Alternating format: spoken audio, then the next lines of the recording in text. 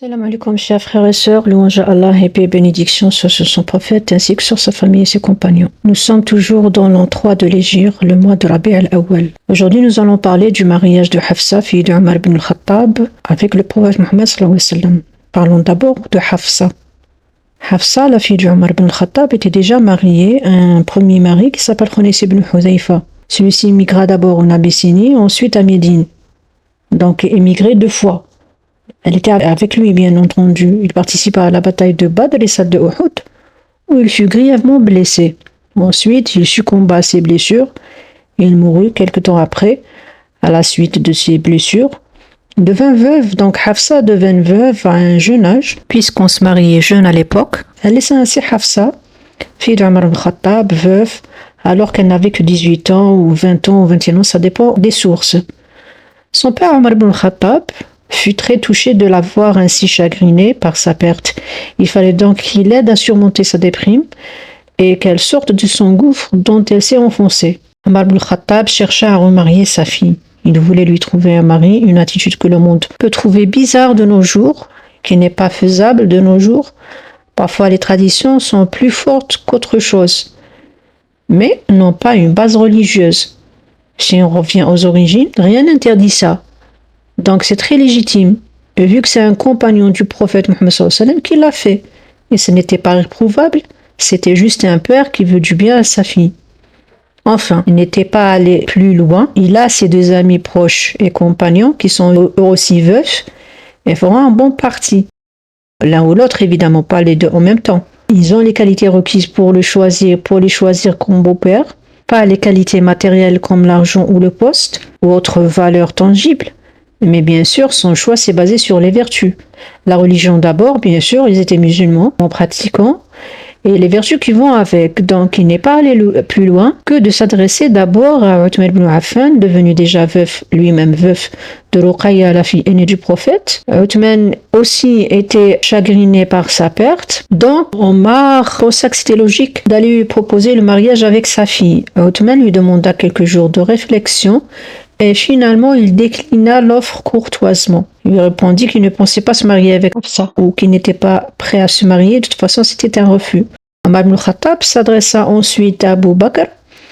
Il fit la même proposition à Abu Bakr, qui était son meilleur ami aussi, son meilleur compagnon, digne de demander, si on peut dire, de demander Abu Bakr à sa fille en mariage. Et donc, celui-ci aussi se réfugia dans un silence évasif, mais qui exprime un refus. Dommage, Omar fut très attristé de recevoir à nouveau une réponse négative, cette fois-ci d'Abu Bakr, et il en fut blessé de cette double déception, c'est normal. Quand Omar rencontre Abu Bakr quelques jours plus tard, il lui dit « Peut-être que tu m'en veux », c'est Abu Bakr qui lui demande la question, « Peut-être que tu m'en veux de mon silence ?»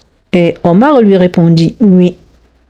Plus tard, il saura pourquoi. Plus tard, Omar saura pourquoi Abu Bakr a refusé ce mariage, car Abu Bakr était déjà dans le secret des dieux, comme on dit, et qu'il ne voulait pas divulguer à Omar.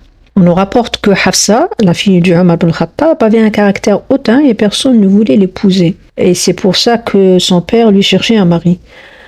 Donc, après ces 2 déceptions, après ces 2 rejets inattendus, Omar ibn al-Khattab partit alors se confier au prophète Mohammed sallallahu alayhi wa sallam. Il lui fait part de sa déception et il s'est plaint de ce rejet venant de ses 2 amis les plus proches, les plus intimes, les plus préférables. Mais hélas, le mariage, à mon avis, ça reste un choix. Je crois qu'il vaut mieux être clair et net sur ce sujet dès le début que d'accepter par complaisance ou par pitié ou à titre amical et en subir les conséquences par la suite, éventuellement. Qui sait, peut-être que cette déception cache une surprise meilleure, c'est ce qu'on va voir. Le prophète Mohammed sallallahu alayhi wa sallam, c'est un dialogue entre le prophète Mohammed sallallahu alayhi wa sallam et Omar ibn al-Khattab. Quand il s'est plaint à lui, le prophète lui répondit une réponse qui le consola. Et qui ne peut pas trouver bien de la puissance de la consolation dans les paroles du prophète, de la piété et de la pitié? Qui ne trouve pas un apaisement, un calme, un baume au cœur de celui qui l'écoute? Il informa donc que Hafsa, sa fille, la fille d'Omar ibn al-Khattab, allait se marier avec mieux que Uthman et que Abu Bakr, c'est normal, c'est pas de la prétention puisque le prophète est le meilleur homme de l'humanité. Il lui dit « Je vais te présenter mieux que Uthman pour épouser ta fille, la meilleure partie, et Othman, je lui présenterai un beau-père qui est mieux que toi. Rapporté par le Bukhari. Comment est-ce que le prophète Mohammed sallallahu alayhi wa sallam est-il si sûr que ce prétendant allait accepter d'épouser Hafsa, elle qui a été refusée 2 fois? Eh bien parce qu'il s'agit de lui. C'est lui le prétendant.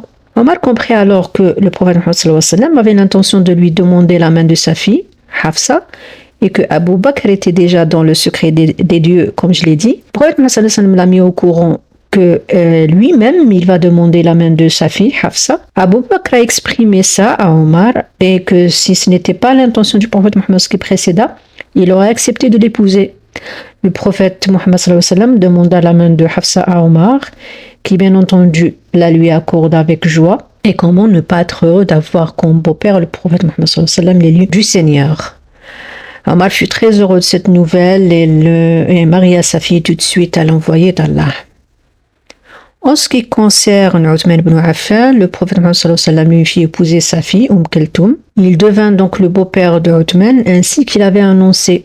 Le mariage de Uthman et Kulthum eut lieu d'abord, puis le prophète épousa Hafsa 4 mois plus tard. Leur mariage survint 4 mois plus tard, vraisemblablement pendant le mois de Sha'ban dans l'an 3 de l'Hégire. Nous sommes toujours dans l'an 3 de l'Hégire qui correspond à l'an 625 du calendrier chrétien. Entre-temps, la chambre qui devait recevoir fut préparée. La dot qui lui a remis le prophète sallallahu alayhi wa sallam fut de 400 dirhams. Hafsa, donc la fille de Omar ibn Khattab, arriva dans la maison du prophète Muhammad sallallahu alayhi wa sallam, où vivait déjà Saouda, sa première femme, enfin sa deuxième après sa défunte femme Khadija, donc Saouda et Aïcha. Si la première manifesta sa satisfaction, la seconde s'inquiéta de voir l'arrivée d'une épouse aussi jeune qu'elle et intelligente, mais en fait compte, elle l'a prise pour amie et confidente. Maintenant, nous allons parler d'autre chose, du raid qui est survenu durant l'an 3 de l'Hégire, la même année. Un raid lancé dans une terre appelée Bahran, un raid lancé bien sûr par la troupe musulmane à environ 170 ou 180 km environ du sud de Médine. Donc, je répète que dans l'année 3 après l'Hégire du calendrier islamique du 4e ou 5e mois, donc ça doit être le mois de Rabi' al-Akhir ou Rabi' al-Thani, dans l'an 3 de l'Hégire, le prophète Muhammad sallallahu alayhi wa sallam envoya une troupe composée de 300 combattants à Bahran, dans les alentours d'Al-Furu', pour lancer un raid sur la tribu de Banu Sulaym, tribu arabe de Banu Sulaym qui s'est réunie avec les polythéistes de la tribu de Quraysh de la Mecque, dans ce lieu appelé Al-Furu', dans l'intention de attaquer les musulmans ou faire un raid contre Médine. Bien sûr, parce que les musulmans tous étaient à Médine avec le prophète Muhammad sallallahu alayhi wa sallam. Donc, après avoir reçu des infos sur cette menace, comme d'habitude, le prophète Muhammad sallallahu alayhi wa sallam a organisé cette opération préemptive pour repousser l'offensive imminente de la tribu de Bani Sulaym. Il a pris l'initiative d'aller les repousser avant qu'ils ne viennent. Ils sont réunis dans ce lieu et donc il ne fallait pas attendre qu'il arrive jusqu'à Médine. Donc, la troupe musulmane ne rencontra aucun ennemi quand ils sont arrivés là-bas, dans la région de Furu'.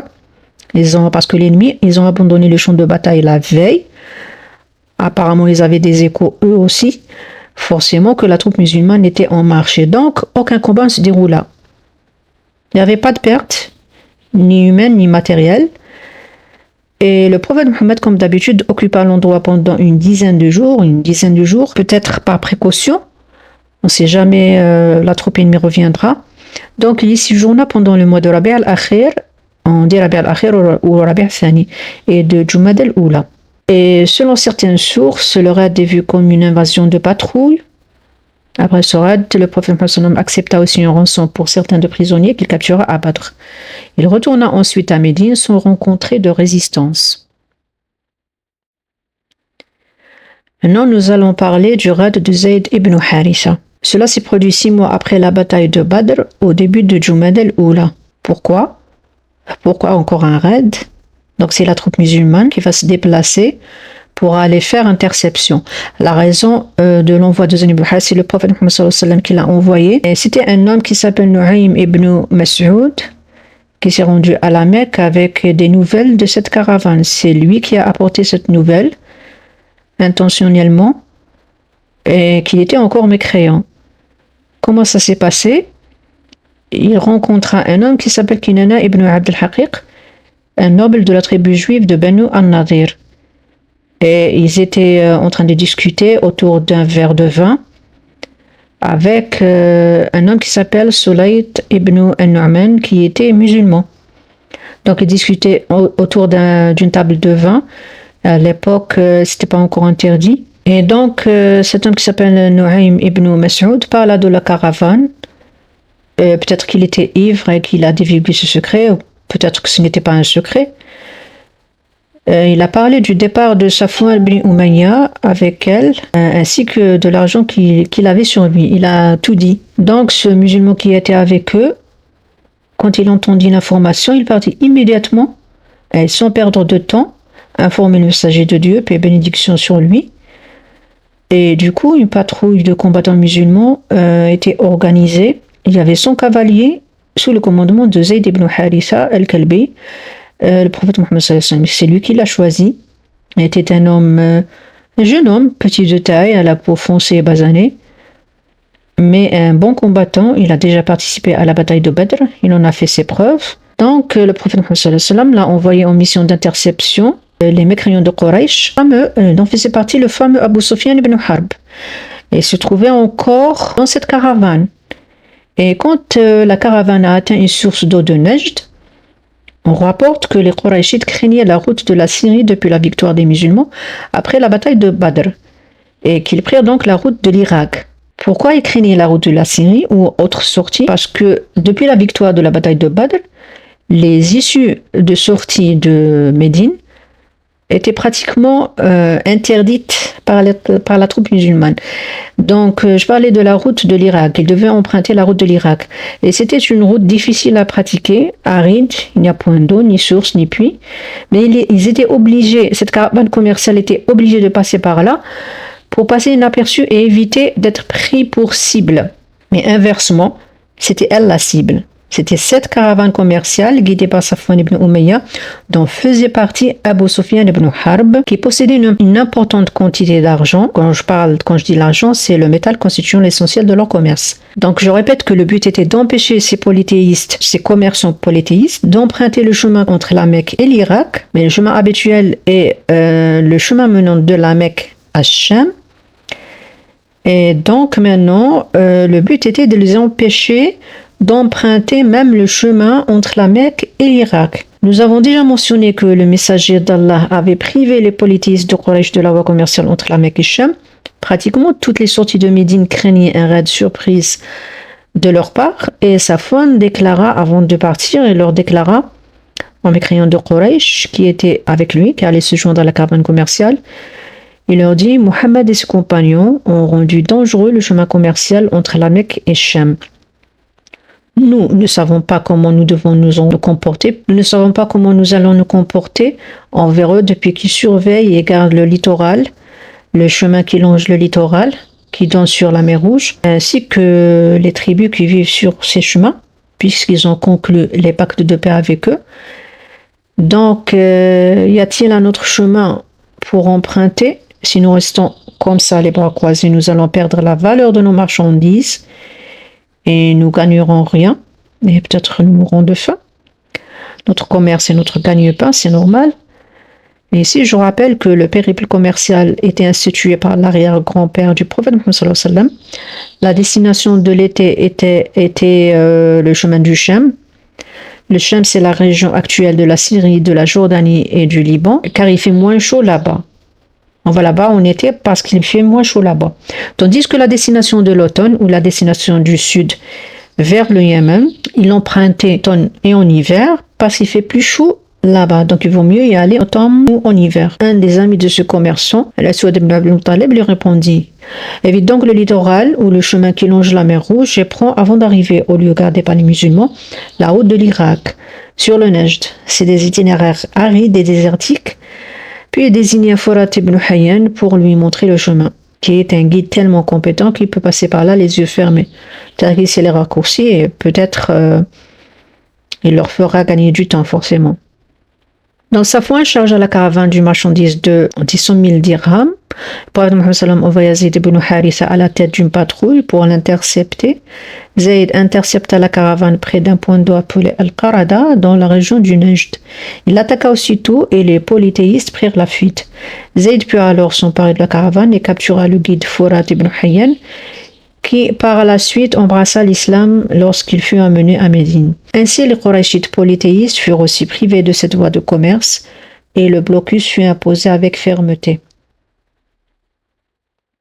Et pour terminer toujours avec un événement heureux, j'ai parlé du mariage de Zaynab, mère des pauvres, avec le prophète Mohammed sallallahu alayhi wa sallam, et ce fut son 5e mariage, au mois de Ramadan de l'an 3 de l'Hégire.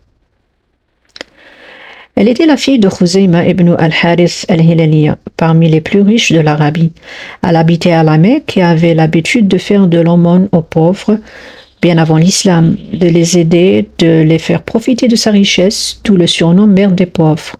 En se mariant avec le prophète Mohammed sallallahu alayhi wa sallam, elle est devenue mère des croyants. Toutes les femmes du prophète Mohammed sallallahu alayhi wa sallam sont les mères des croyants. Nous savons aussi qu'elle était veuve, Zaynab n'était pas toujours remariée, et le prophète Mohammed sallallahu alayhi wa sallam, constatant qu'elle demeurait seule et décida de la demander en mariage, elle accepta avec joie. On prépara donc une loge à son intention et dès qu'il fut prêt, Zaynab entra à son tour dans la maison de l'envoyé d'Allah. La dot que le prophète lui remit s'éleva à 400 dirhams. Zaynab avait autour de 30 ans lorsqu'elle entra dans la maison du prophète Mohammed sallallahu alayhi wa sallam, mais cette union ne dura pas longtemps, hélas. Elle fut rappelée à son Seigneur quelque temps plus tard. Environ 8 mois plus tard. Sur ce, je termine. Je vous souhaite une bonne écoute. Restez branchés si vous êtes intéressés. Et à la prochaine, Inch'Allah, si Allah me prête vie. Salam.